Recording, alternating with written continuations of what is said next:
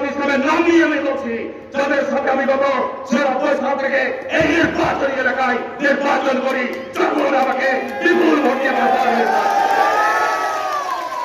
কাকে হুমকি দেন, কাকে ধমক দেন, কাকে দেখে নিতে চান? এত বড় আস্পর্ধা কোথায় পেয়েছেন? আমি কোন নাম নিয়ে কথা বলি নাই। বাংলাদেশের পার্লামেন্টে 2018 সালে ছিলাম। আপনি বলেছেন জনাব নজরুল ইসলাম আমি নাকি আওয়ামী লীগের সাথে আঘাত করে ওই নির্বাচনে বিজয় হয়েছি। কেন সেই নির্বাচনে নুরুল ইসলাম বুলবুল নির্বাচন করে নাই? ৭৪,০০০ ভোটে আমার সাথে হেরেছে।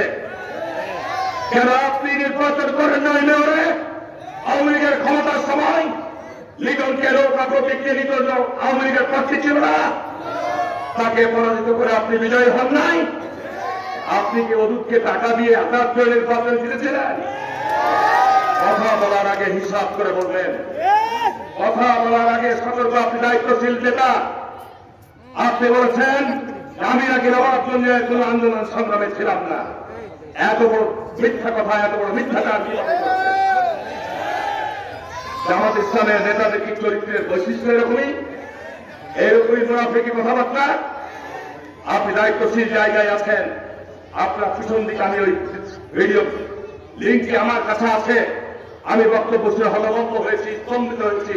আপনার এক পাশে রফিকুর রহমান দাঁড়ানো, পাশে গোখলের চেয়ারম্যান দাঁড়ানো। কতদিন মিটিং করেছি রাজনীতি ওই মোড়ে, সেখানে রফিকুর বক্তৃতা দিয়েছে, রফিকুর রহমান সাহেব গোখলের বক্তৃতা দিয়েছে, নজরুল বক্তৃতা দিয়েছে, বাড়ির বক্তৃতা দিয়েছে। আমাদের নেতা কর্মীরা অনেক কিছু ছিল। পুলিশ এসে তারা খেয়ে আমরা পালিয়ে গেছি।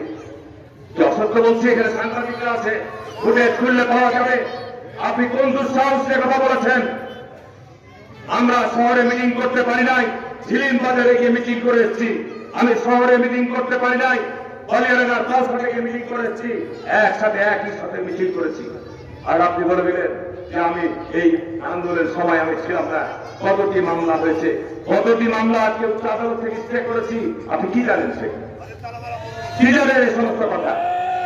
মনে করেছেন গলাবাজি করে কথা বললেই মানুষ আপনাকে ভোট দিয়ে দিবে? সাবধান হয়ে কথা বলবেন, অতি সতর্ক হয়ে কথা বলবেন। জামাত ইসলামের রাজনীতি সম্পর্কে আমার বলার আছে, আমি বলবই।